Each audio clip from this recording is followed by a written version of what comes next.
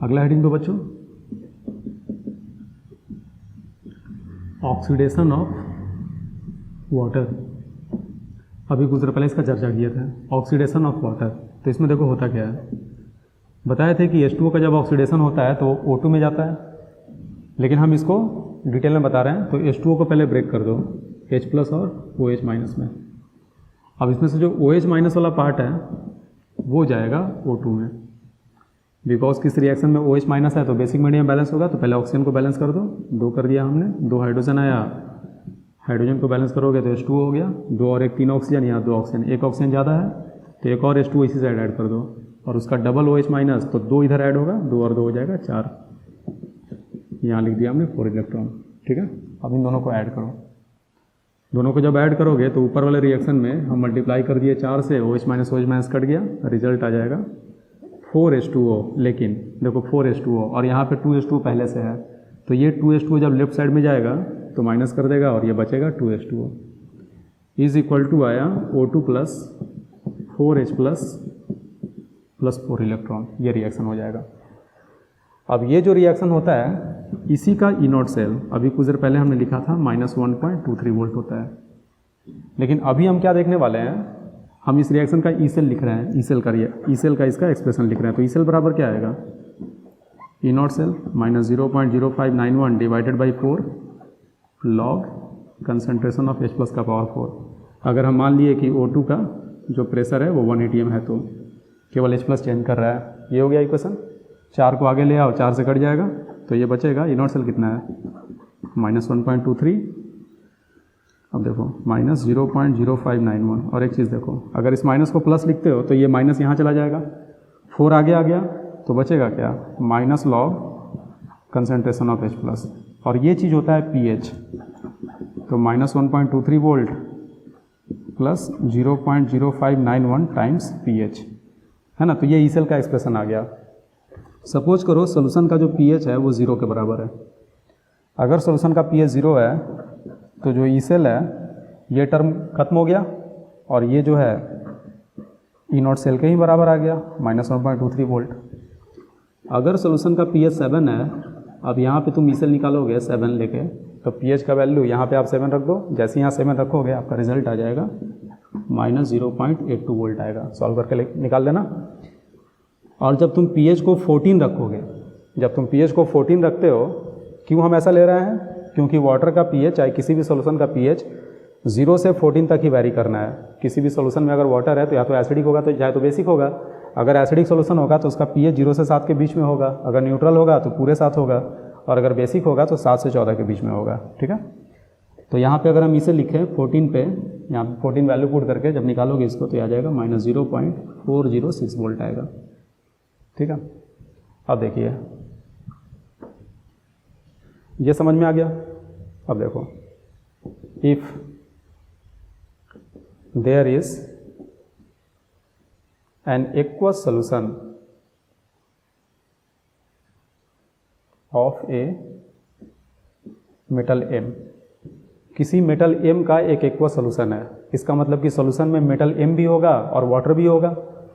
और M metal अगर है तो सपोज करो वो अगर ऑक्सीडाइज होता है, ऑक्सीडाइज होकर MN+ में जाता है, और इसका ई सेल जो है दिया हुआ है x वोल्ट के बराबर है ना। ये x वोल्ट जो है अलग अलग कंडीशन में चेंज करेगा, इसलिए हम ई सेल लिखे हैं। कंडीशन अलग अलग होगा तो ये वैल्यू चेंज होता जाएगा। एग्जाम में अगर E0 सेल देगा तो हम E0 सेल से ही कंपेयर करेंगे। ठीक है, तो अब एक बात बताओ, ये x का वैल्यू कुछ भी हो सकता है, इस x का वैल्यू इस रेंज में आ भी सकता है, इस रेंज में नहीं भी आ सकता है। तो हम यहाँ पे 4 केस लेके चल रहे हैं। केस 1, सपोज करो मेटल का जो ऑक्सीडेशन पोटेंशियल है जो कि x है, वो x का वैल्यू लेस देन -1.23 वोल्ट है। एक सॉल्यूशन में पानी भी है तो ऑक्सीडेशन वाटर का भी हो सकता है और मेटल का भी हो सकता है। तो मेटल का ऑक्सीडेशन पोटेंशियल -1.23 है। तो एक बात बताओ, मेटल का ऑक्सीडेशन पोटेंशियल -1.23 से छोटा है, सॉरी -1.23 से छोटा है, और हमने देखा कि पानी का ऑक्सीडेशन पोटेंशियल -1.23 से लेकर -0.406 तक जाता है। मेटल का ऑक्सीडेशन पोटेंशियल इससे छोटा है और पानी का ऑक्सीडेशन पोटेंशियल इस रेंज में है, और ये पूरा रेंज जो है वो इससे बड़ा है। ठीक है, फिर से एक बार, मेटल का ऑक्सीडेशन पोटेंशियल -1.23 से छोटा है और पानी का हम नोटिस कर रहे हैं कि -1.23 से तो बड़ा ही है। तो अगर इन दोनों में है ना रेसिंग कंडीशन हो जाए तो कौन ऑक्सीडाइज करेगा? जिसका इनवर्ट सेल बड़ा होगा, चाहे ई सेल जिसका बड़ा होगा। और हम नोटिस कर रहे हैं कि सेल ईएमएफ वाटर का ज़्यादा है। ठीक है, तो हम यहाँ पे लिखेंगे in any condition, any condition का मतलब चाहे एसिडिक हो चाहे बेसिक हो, water will oxidise metal will not oxidise. किसी भी कंडीशन में वाटर ऑक्सीडाइज करेगा, मेटल ऑक्सीडाइज नहीं करेगा। ठीक है, दूसरा केस ले रहे हैं, केस 2। अगर x का वैल्यू -1.23 से तो बड़ा है लेकिन -0.82 वोल्ट से छोटा है। ठीक है, अगर x का वैल्यू इस रेंज में है और सपोज करो तुम एसिडिक मीडियम लेते हो, इन एसिडिक मीडियम, सपोज करो मेटल का जो सोल्यूशन है वो एसिडिक नेचर का है, तुम बोलोगे इसमें क्यों नहीं लिए? तो इसमें भी लिए हैं, ये लिए तो हैं इन एनी कंडीशन, यानी कि एसिडिक हो चाहे बेसिक हो, हर केस में पानी ही ऑक्सीडाइज करेगा, मेटल ऑक्सीडाइज नहीं करेगा। इस वाले केस में एसिडिक में अलग कंडीशन आ रहा है, बेसिक में अलग आ रहा है, यही रीज़न है कि हम दोनों को अलग अलग लिख रहे हैं। तो एसिडिक मीडियम में देखो क्या होगा, तो एसिडिक मीडियम में पानी का जो रेंज है -1.23 से 0.82 है। अगर एसिडिक सोल्यूशन है तो pH 0 से 7 के बीच में होगा। 0 से 7 के बीच में पानी का सेल पोटेंशियल -1.23 से लेकर -0.82 तक जाता है, और मेटल का जो ऑक्सीडेशन पोटेंशियल है वो भी इसी रेंज में है, यानी कि हम कमेंट नहीं कर सकते। मेटल का भी ऑक्सीडेशन पोटेंशियल इसी रेंज में है, पानी का भी इसी रेंज में है, तो कौन बड़ा है कौन छोटा है ये इस बात पे डिपेंड करेगा कि उसका एग्जैक्ट वैल्यू क्या है। ये तो हमको रेंज पता है, ठीक है, तो जब तक एग्जैक्ट वैल्यू नहीं पता हो तब तक हम कमेंट नहीं कर सकते हैं। In acidic medium no comment. ठीक है, any one can oxidise depending upon exact value of cell potential. Any one can oxidize depending upon exact value of cell potential। हमें सेल पोटेंशियल का एग्जैक्ट वैल्यू यहाँ पे चाहिए, otherwise हम comment नहीं कर पाएंगे। ठीक है, लेकिन अगर हम बेसिक मीडियम ले लें, केस 2 ही देख रहे हैं अभी भी हम, केस 2 में ही अगर हम बेसिक मीडियम ले लें, इन बेसिक मीडियम,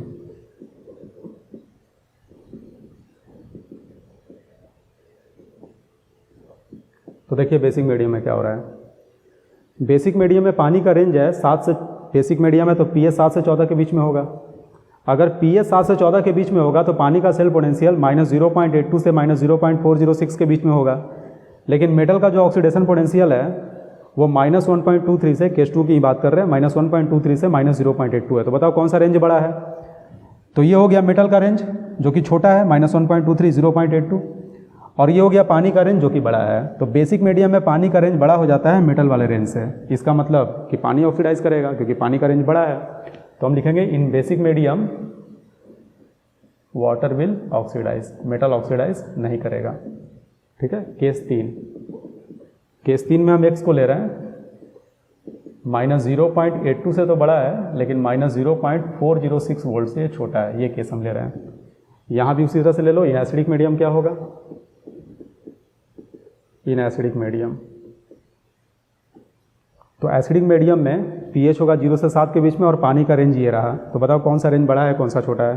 तो ये रेंज है -1.23 से -0.82, ये रेंज है -0.82 से -0.406। तो मेटल का रेंज ज़्यादा आ रहा है, x जो है वो ज़्यादा आ रहा है, तो हम लिखेंगे मेटल विल ऑक्सीडाइज। जिसका रेंज ज़्यादा होगा वही ऑक्सीडाइज करेगा, पानी यहाँ पे ऑक्सीडाइज नहीं करेगा। लेकिन अगर हम बेसिक मीडियम ले लें, इन बेसिक मीडियम, ठीक है, अगर हम बेसिक मीडियम ले लें तो बेसिक मीडियम में क्या होगा? तो बेसिक मीडियम में पानी का रेंज जो है वो -0.82 से -0.406 है, और मेटल का भी रेंज सेम है। तो सेम रेंज अगर है तो फिर से हम कमेंट नहीं कर पाएंगे। सेम रेंज अगर है तो कौन बड़ा है कौन छोटा है उसमें हम कमेंट नहीं कर पाएंगे। एग्जैक्ट वैल्यू जो है फिर से डिपेंड करेगा इस बात पे कि हमारा सेल ईएमएफ क्या है। ठीक है, केस 4 लेते हैं। केस 4, अगर x का वैल्यू बड़ा है -0.406 वोल्ट से, x जो है उसमें यही 4 केस पॉसिबल है, या तो -1.23 से छोटा, या तो -1.23 से -0.82 तक, या तो -0.82 से -0.406 तक, नहीं तो -406 से बड़ा होगा। अगर x बड़ा है -0.406 वोल्ट से तो इस केस में क्या होगा? तो देखो पानी का रेंज तो ये रहा और हमारा मेटल जो है वो इससे भी बड़ा है, और पानी का रेंज है -1.23 से -0.406, जो कि मेटल वाले रेंज से छोटा है। तो इस केस में मेटल ऑक्सीडाइज करेगा चाहे कोई भी मीडियम हो। Metal will oxidise in any medium. ठीक है, नोट करो इसको। इसके बाद हम रिडक्शन ऑफ वाटर देखते हैं।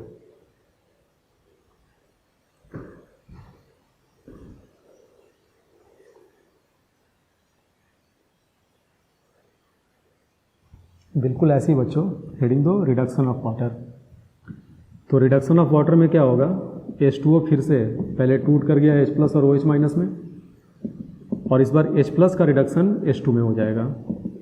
बैलेंस करोगे, यहाँ 2 इलेक्ट्रॉन आएगा, यहाँ भी हमने मल्टीप्लाई कर दिया 2 से, 2H+ कट गया, रिजल्ट आ जाएगा 2H2O से 2OH- प्लस H2। चेक करना, यही रिएक्शन पहले भी लिखे होंगे। ठीक है, तो ये रिएक्शन हो गया। अब यहाँ पे देखो क्या हो रहा है, अगर तुम इसका ई सेल का रिएक्शन लिखोगे तो ई सेल बराबर आएगा E0। देखो क्या हो रहा है, H2O में हाइड्रोजन +1 में है और वो H2 में जा रहा है। तो हम सिखाए थे गैल्वेनिक सेल में कि तुम चाहो तो डायरेक्ट आयन में भी लिख सकते हो। बस वहाँ पे ध्यान इस बात का रखना होता है कि जब भी तुम केवल आयन में लिखोगे, तुम्हारा रिएक्शन अब ये नहीं रहा, तुम्हारा रिएक्शन ये हो गया है। तो H+ जा रहा है H2 में, तो इसके लिए क्या लिखोगे, लॉग H2 का प्रेशर हम ले लिए 180 मान लो, तो H+ गया H2 में, तो 1/H+ का स्क्वायर, क्योंकि अब रिएक्शन हो जाएगा 2H+ H2, तो H2 1 हो गया, तो 1/H+ का स्क्वायर। समझ में आ गया। अब देखिए बराबर हम लिख सकते हैं H+ H2, ये तो 0 होता है, 0.0591। ये जो पावर में 2 है पूरे का पावर हो जाएगा, आगे आकर 2 से कट जाएगा, तो ये बचा log 1 concentration of H+, 0.0591। Log concentration 1/H+, ये अगर ऊपर जाएगा तो एक माइनस आगे आएगा, तो यही हमारा pH बन जाएगा, यही pH हो गया। तो यहाँ भी चाहो तो 3 कंडीशन ले सकते हो। जब pH 0 होगा तो ई सेल भी 0 होगा, pH का वैल्यू यहाँ 0 पुट कर दो, ये पूरा 0 आ जाएगा। जब pH का वैल्यू 7 होगा तो ई सेल बराबर क्या होगा, pH का वैल्यू 7 पुट कर दो, तो यहाँ पे 7 से मल्टीप्लाई हो जाएगा, तो क्या आ रहा है 7 3 -0.4137 वोल्ट। और जब pH 14 होगा तो 7 की जगह 14 पुट कर दो, तो इसका डबल हो जाएगा, यानी ई सेल बराबर हो जाएगा -0.8274 वोल्ट। अब देखो बच्चों, पानी का जब रिडक्शन होगा तो सोल्यूशन का pH 0 से लेकर यहाँ तक वेरी करेगा, पहले भी इस रेंज को हम लिखे थे। अब यहाँ भी सेम वही काम तुम लोग करना, हम नहीं कर रहे हैं, हम बस केस तुमको डिस्कस बताए थे। इसके पहले जो ऑक्सीडेशन में किए थे, सपोज करो if in an aqua solution, एक एक्वा सोल्यूशन में यानी पानी है, उसमें एक compound has reduction potential y volt. अगर किसी कंपाउंड का रिडक्शन पोटेंशियल y है तो केस 4 बना लेना कि y अगर छोटा हो -0.8274 से, तो ऐसे ही बताओ क्या होगा। अगर रिडक्शन पोटेंशियल y का इससे छोटा है, इससे छोटा है, तो पानी तो हमेशा बड़ा होगा। तो इस वाले केस में ऑलवेज वाटर विल रिड्यूस, हमेशा वाटर रिड्यूस होगा। केस 2 ऐसी बाकी तुम लोग खुद से कर लेना। जब यहाँ पे y बड़ा हो -0.8274 से, लेकिन छोटा हो -0.4137, इस रेंज में हो, यानी y भी। तो जब बेसिक मीडियम होगा 7 से 14 वाला, तो हम कोई कमेंट नहीं कर पाएंगे, लेकिन अगर एसिडिक मीडियम होगा तो वाटर रिड्यूस करेगा, है ना। सुन लो एक बार, हम बोल दे रहे हैं, तुम लोग खुद से करना और मिला लेना जो हम बोल रहे हैं वो सही है या नहीं है। जब बेसिक मीडियम होगा तो y इसी रेंज में है, यानी कि हम कमेंट नहीं कर पाएंगे, एग्जैक्ट वैल्यू पर डिपेंड करेगा। लेकिन अगर एसिडिक मीडियम हुआ तो पानी का रेंज हो गया 0 से लेकर यहाँ तक, ठीक है। और जो रिडक्शन पोटेंशियल हुआ वो छोटा है, इस रेंज से छोटा है ना। तो एसिडिक मीडियम में वाटर रिड्यूस करेगा, एसिडिक मीडियम में वाटर, इसमें लिख लेना, एसिडिक मीडियम में वाटर रिड्यूस करेगा, बेसिक मीडियम में no comment. In acidic medium water will reduce, in basic medium no comment, ठीक है। केस 3, अगर y -0.4137 से बड़ा हो लेकिन -0.8274 से छोटा हो, सॉरी 0.0 वोल्ट से छोटा हो, तो इस केस में कहाँ पे नो कमेंट होगा, ये रेंज और ये रेंज सेम है, यानी हम बोलेंगे एसिडिक मीडियम में नो कमेंट, यहाँ पे लिखना in acidic medium no comment, data पे डिपेंड करेगा। बट इन बेसिक मीडियम, तो देखो बेसिक मीडियम में क्या हो रहा है, बेसिक मीडियम में पानी का रेंज हो गया ये -0.4137 से -0.8274, और इस रेंज से ये वाला रेंज बड़ा है, यानी यहाँ पे हमारा कंपाउंड रिड्यूस करेगा। तो क्या लिखोगे यहाँ पे, लिखना in acidic medium no comment, in basic medium compound will reduce, जो गिवन कंपाउंड है जिसका एक्वा सोल्यूशन है वो रिड्यूस करेगा। हो गया। केस नंबर 4, जब y का वैल्यू बड़ा हो 0.0 वोल्ट से, तो चाहे कोई भी मीडियम हो हमारा कंपाउंड ही रिड्यूस करेगा, क्योंकि इसका वैल्यू 0 से बड़ा है और पानी का रेंज जो है वो 0 से छोटा है। ठीक है, तो यहाँ पे लिखना इन any medium compound in aqua solution will reduce. ये कंपाउंड कौन सा हो सकता है, तो नॉर्मली मेटल आयन हो सकता है, और भी हो सकता है लेकिन मेटल आयन भी हो सकता है। मेटल आयन रिड्यूस करता है, मेटल ऑक्सीडाइज करता है, लेकिन मेटल आयन जो है वो रिड्यूस करता है। ठीक है, नोट कर लो इसको।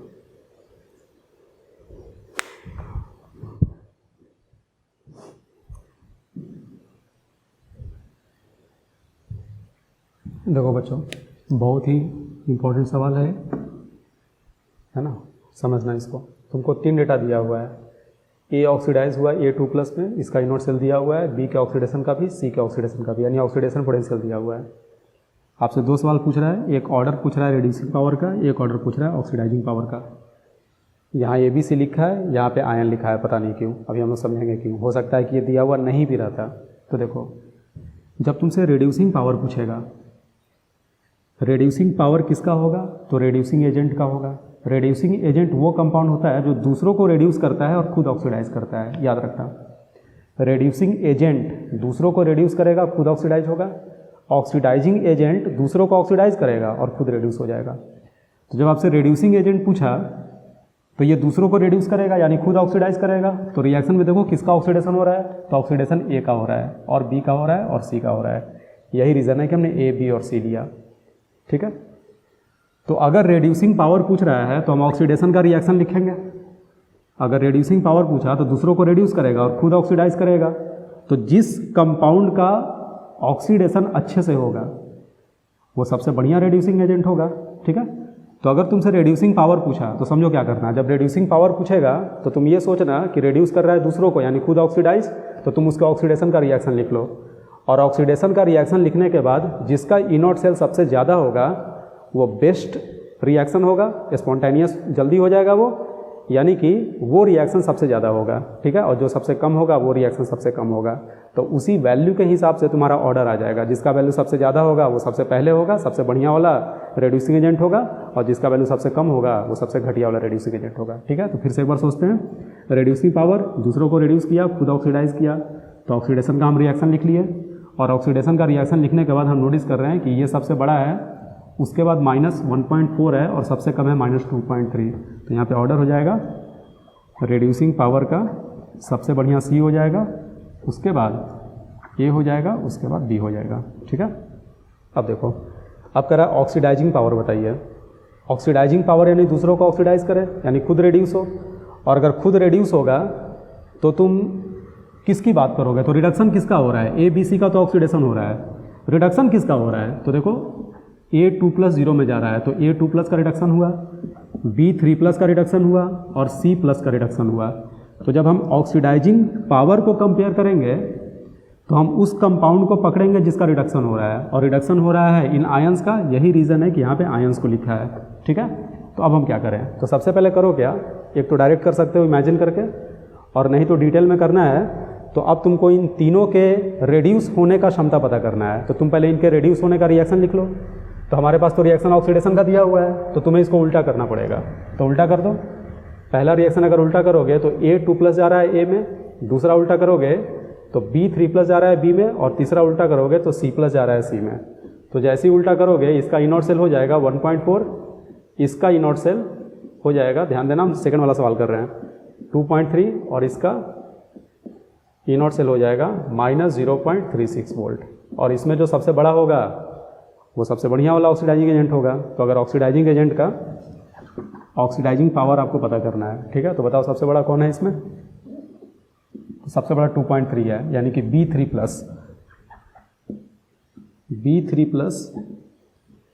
सबसे बढ़िया वाला ऑक्सीडाइजिंग एजेंट हुआ क्योंकि इसका रिडक्शन सबसे अच्छे से होगा, इसका रिडक्शन जो है सबसे तेज़ी से हो रहा है, ठीक है। सेकंड नंबर पे कौन होगा? सेकंड नंबर पे 1.4 है, यानी सेकंड नंबर पे आ जाएगा A2+। थर्ड नंबर पे हो जाएगा ये वाला C+। कहने का मतलब तुम सीधे इस ऑर्डर को उल्टा भी कर सकते थे, लेकिन आयंस में ये मेटल है और ये मेटल आयन है, ये कंपाउंड है, ये उसका आयन है, ठीक है। तुम नोट कर लो, समझ में आ गया होगा। देखो बच्चों एक और न्यूमेरिकल देखते हैं। इसमें कह रहा for the reduction of nitrate ion in aqua solution E0 is 0.96 volt. Nitrate ion के रिडक्शन का पोटेंशियल दिया हुआ है 0.96। Values of E0 of some metal ions are as follows. ये कुछ मेटल आयन का रिएक्शन दिया हुआ है और उसका E0 सेल दिया हुआ है, ठीक है। देखते हैं क्या पूछ रहा है। The pairs of metals that is चाहे are oxidise by nitrate ion in aqua solution are. बोल रहा है कि इनमें से कौन सा मेटल नाइट्रेट आयन के द्वारा ऑक्सीडाइज हो जाएगा, यानी नाइट्रेट खुद रिड्यूस करेगा और इसको ऑक्सीडाइज करेगा, ठीक है। ये हमारा सवाल है। तो देखो अगर नाइट्रेट रिड्यूस कर रहा है और इनको ऑक्सीडाइज कर रहा है, लेकिन ये रिएक्शन तो हमको रिडक्शन का दिया हुआ है 2 + 0 3 + 0 3 + 0 2 + 0। तो सबसे पहले तुम यहाँ से ऑक्सीडेशन का रिएक्शन लिख लो। तो पहला रिएक्शन अगर लिखे तो V जा रहा है B2+ में और इसका E0 सेल इसका दिया हुआ था -1.19, तो इसका उल्टा हो जाएगा, यानी इसका E0 सेल हो जाएगा 1.19 वोल्ट। दूसरा मेटल आएगा Fe से Fe3+ और इसका E0 सेल हो जाएगा 0.04 वोल्ट। तीसरा हो गया Au से Au3+ और इसका E0 सेल हो गया -1.4 वोल्ट। चौथा ऑक्सीडेशन अगर मरकरी का होता है Hg का, तो इसका E0 सेल हो गया, है ना। इसका भी साइन उल्टा कर दो, यानी -0.86 वोल्ट। सही है बच्चों, ठीक है। तो ये पॉसिबिलिटी हमको दिख रहा है। एक और पॉसिबिलिटी अभी जस्ट हम बताए हैं, देखो एक्वा सोल्यूशन लिखा हुआ है, यानी पानी का भी ऑक्सीडेशन हो सकता है। और अगर पानी का ऑक्सीडेशन कराओगे तो H2 हो जाता है O2 में, और इसका E0 सेल अभी कुछ देर पहले हम बताए थे होता है -1.23 वोल्ट, ठीक है। अब बताइए ये इतना पॉसिबिलिटी है, तो अगर तुम इनका ऑक्सीडेशन कराओगे तो ऑक्सीडेशन का ऑर्डर क्या होगा ये बताओ। तो सबसे बड़ा यहाँ पे वैल्यू कौन सा है 1.19, यानी सबसे पहले V होगा, वेनाडियम होगा। उसके बाद कौन होगा V के बाद? सबसे पहले यहाँ पे V का ऑक्सीडेशन होगा। V के बाद किसका होगा? 0.04, ये भी पॉजिटिव है, यानी आयरन का होगा। इसके बाद कौन सा होगा? तो इन तीनों में सबसे बड़ा कौन है? इन तीनों में सबसे बड़ा -0.86 है, यानी इसके बाद मरकरी का होगा। अब देखो यहाँ से इंटरेस्टिंग हो जाता है। मरकरी के होने के बाद देखो पानी का ऑक्सीडेशन शुरू हो गया -1.23 वोल्ट। इसके बाद पानी होने लगा, क्योंकि ये सबसे छोटा है। इसका मतलब ये हुआ कि गोल्ड का ऑक्सीडेशन कभी होगा ही नहीं। इसका रीज़न ये है कि जैसी V, सपोज करो सबसे पहले V का ऑक्सीडेशन शुरू हुआ, V होता गया, एक समय आएगा जब V पूरी तरह से खत्म हो जाएगा। जैसे भी खत्म होगा आयरन का ऑक्सीडेशन शुरू हो जाएगा। आयरन होता जाएगा ऑक्सीडाइज, होते होते जब आयरन कंप्लीट हो जाएगा, पूरा खत्म हो जाएगा, तो फिर गोल्ड का आयरन के बाद मरकरी का ऑक्सीडेशन शुरू हो जाएगा। जब मरकरी का ऑक्सीडेशन भी कंप्लीट हो जाएगा तो पानी का शुरू हो जाएगा। लेकिन यहाँ पे पंगा ये है कि जैसे ही पानी का ऑक्सीडेशन कंप्लीट होगा, ये वाटर तो पूरी तरह से खत्म हो जाएगा। और अगर वाटर खत्म हो गया तो अब ये सोल्यूशन रहा ही नहीं, और अगर सोल्यूशन रहा ही नहीं तो गोल्ड जो है वो कभी ऑक्सीडाइज हो ही नहीं पाएगा, क्योंकि पानी खत्म होते ही इलेक्ट्रोलिसिस का प्रक्रिया रुक जाएगा, ठीक है। तो इस वाले केस में अगर तुमसे पूछे कि किसका किसका ऑक्सीडेशन NO3- करा सकता है, तो हमारा आंसर होगा वेनाडियम का, आयरन का और मरकरी का। यानी ऑप्शन कौन कौन सा आएगा? वेनाडियम एंड मरकरी हो जाएगा। ये बोल रहा था पेयर, साथ में एस लगाया है, मल्टीपल चॉइस का सवाल है ना। पेयर्स भी हो सकता है, मोर देन 1 पेयर भी हो सकता है। Fe एंड गोल्ड ये नहीं होगा, क्योंकि गोल्ड का ऑक्सीडेशन कभी नहीं हो रहा है। तीसरा मरकरी एंड Fe, मरकरी का भी हो रहा है, Fe का भी हो रहा है, तो ये ऑप्शन भी हो जाएगा, ठीक है। Fe एंड वेनाडियम, यानी ये भी हो जाएगा। तो यहाँ पे हमारा आंसर आ जाएगा A, B एंड D। आ गया समझ में? खुद से भी एक बार ट्राई कर लो, नोट कर लो। देखो बच्चों, ये एक साधारण सा कॉन्सेप्चुअल सवाल है। इसमें कह रहा है कि इलेक्ट्रोलाइट दिया हुआ है, ये NaCl है, वोल्टन, और एनोड पे क्या डिपोजिट होगा, कैथोड पे क्या डिपोजिट होगा। तो मैक्सिमम इसमें पढ़ा हुआ है, और जो नहीं पढ़ा हुआ है उसमें भी आयंस का तुमको आइडिया होगा। एक इलेक्ट्रोकेमिकल सीरीज होता है, बुक में देखना, शीट में देखना, PDF में देखना, चाहे NCERT में भी दिया हुआ है। एक इलेक्ट्रोकेमिकल सीरीज होता है, उस सीरीज में सारा सेल पोटेंशियल दिया रहता है। तो तुमको ऑलरेडी हम बता चुके हैं कि सेल पोटेंशियल जिसका ज़्यादा होगा वो रिएक्शन होगा, जो छोटा वाला है वो वाला रिएक्शन नहीं होगा, एक्सेप्ट कंसनट्रेटेड HCl के केस में। चाहे कंसनट्रेटेड NaCl के केस में भी क्लोरीन का डिपोजिशन हो गया था, ऑक्सीजन का नहीं हुआ था। ठीक है, तो देखो पहला बोल रहा है NaCl मोल्टन, तो ये तो पढ़ा चुके हैं। तो NaCl मोल्टन में सोडियम का रिडक्शन होता था कैथोड पे, यानी कैथोड पे सोडियम डिपॉजिट होगा और एनोड पे Cl2 डिपॉजिट होगा, एनोड पे Cl2 डिपॉजिट होगा। ठीक है, अगला NaCl एक्वस। एक्वस में क्या हुआ था? एक्वस में कैथोड पे सोडियम नहीं डिपॉजिट हुआ था क्योंकि इसके रिडक्शन का पोटेंशियल आ गया था -2.71। तो वाटर जो है वो रिड्यूस कर गया था, क्योंकि वाटर का जो रेंज था वो उसके NaCl के कंपैरिजन में वाटर का रेंज बढ़ा गया था। यानी कैथोड पे तो हाइड्रोजन डिपॉजिट होगा, लेकिन एनोड पे अभी भी Cl2 ही डिपॉजिट होगा, ये भी हो गया था। तीसरा देखो फिर से सोडियम आ गया, तो फिर से रिडक्शन जहाँ पे होगा वहाँ पे हाइड्रोजन डिपॉजिट होगा। और सल्फेट का केस हम लोग H2SO4 में देखे थे, तो सल्फेट का ऑक्सीडेशन का होता है -1.96 और पानी का ऑक्सीडेशन का होता है -1.23। ये सारा डेटा जो भी एग्जाम्पल हम दिए हैं वो डेटा याद कर लेना। जो भी एग्जाम्पल हम कराए हैं इलेक्ट्रोलिसिस का, वहीं से सवाल पूछेगा, वो याद रखना, बाकियों को याद करने की कोई ज़रूरत नहीं है। तो सल्फेट वाले केस में हम दिखाए थे कि सल्फेट का ऑक्सीडेशन का पोटेंशियल लो था और पानी का ऑक्सीडेशन का हाई था, तो यानी कि यहाँ पे ऑक्सीजन डिपॉजिट होगा। बिल्कुल यहाँ भी फिर से सोडियम आ गया, तो यहाँ पे हाइड्रोजन डिपॉजिट होगा। और यहाँ पे ऑक्सीडेशन की अगर हम बात करें तो ऑक्सीडेशन के केस में नाइट्रेट का, अभी इसके पहले का जो एग्जांपल हम देखे उसमें नाइट्रेट जो था वो ऑक्सीडाइज कर रहा था, यानी जब रेड्यूस होगा तो वो नेगेटिव में चला जाएगा, बहुत ही छोटा। तो यहाँ पे फिर से जब ऑक्सीडेशन होगा तो O2 का हो जाएगा, नाइट्रेट का नहीं होगा। कहने का मतलब जो हम पढ़े हैं वहीं से आ रहा है। सोडियम वाला पढ़े थे कि सोडियम का नहीं होता है, H2 हो जाएगा डिपॉजिट कैथोड पे, जैसे यहाँ पे हुआ, जैसे यहाँ पे हुआ। ठीक है, तुम बोलोगे यहाँ पे क्यों हो गया, तो यहाँ पानी था ही नहीं, यहाँ मोल्टन है, तो मोल्टन है तो केवल सोडियम का पॉसिबिलिटी है। ये एग्जाम्पल तो क्लास में कराया हुआ है, एग्जैक्ट कराया हुआ है। ठीक है, हो गया ये भी। सिल्वर नाइट्रेट, ठीक है, तो सिल्वर नाइट्रेट यहाँ पे फिर से कैथोड पे रिडक्शन जो है, एक और पॉसिबिलिटी आ गया, एक Ag+ का भी रिडक्शन हो सकता है। जब तुम इलेक्ट्रोकेमिकल सीरीज देखोगे तो तुम पाओगे Ag+ का रिडक्शन पोटेंशियल पानी के रिडक्शन पोटेंशियल से ज़्यादा होता है। तो यहाँ पे पानी का रिडक्शन होकर जो H2 बनता था अब वो नहीं हो पाएगा, यहाँ पे सिल्वर का डिपोजिशन हो जाएगा, लेकिन यहाँ पे सीन वही रहेगा, है ना। एनोड पे ऑक्सीडेशन होता है, तो यहाँ भी नाइट्रेट था तो उसका ऑक्सीडेशन नहीं होकर पानी का हुआ था, यहाँ भी पानी का ही हो जाएगा, O2 आ जाएगा। ये केस किया हुआ है। कॉपर सल्फेट, ये भी क्लास में कराया हुआ है और ये भी क्लास में कराया हुआ है। ठीक है, कॉपर सल्फेट यहाँ पे प्लैटिनम इलेक्ट्रोड के साथ है, तो प्लैटिनम इलेक्ट्रोड के साथ है तो हम बताए थे कि एनोड पे तो O2 होगा, लेकिन जब रिडक्शन होना होगा तो Cu2+ का हो जाता है कॉपर में रिडक्शन। ठीक है, लेकिन जब कॉपर इलेक्ट्रोड से कराते हो तो हम नोटिस किए थे कि एनोड से कॉपर कैथोड पे ट्रांसफर हो जाता है, यानी एनोड पे डिपोजिशन नहीं होता है बल्कि एनोड पे कॉपर डिसॉल्व कर जाता है सॉल्यूशन में, उल्टा होता है यहाँ पे, है ना। तो यहाँ पे हम लिखेंगे कॉपर डिसॉल्व्स, एनोड पे कॉपर डिसॉल्व कर गया, और कैथोड पे क्या हुआ, तो कैथोड पे कॉपर डिपॉजिट हो गया। ठीक है, तो नोट कर लो, है ना, पॉज करके नोट कर लो। तो बच्चों आज की क्लास हमारी यहीं पे खत्म होती है। इलेक्ट्रोलिटिक्स हमारा पूरी तरह से कंप्लीट हो चुका है। जितना भी हम एग्जाम्पल कराए हैं इलेक्ट्रोलिसिस का उसको अच्छे से याद रखना, वो सारा इंपॉर्टेंट है, क्वेश्चन उससे रिलेटेड आता है और डेटा भी इंपॉर्टेंट होता है। इस सवाल में तुम नोटिस कर ही चुके हो।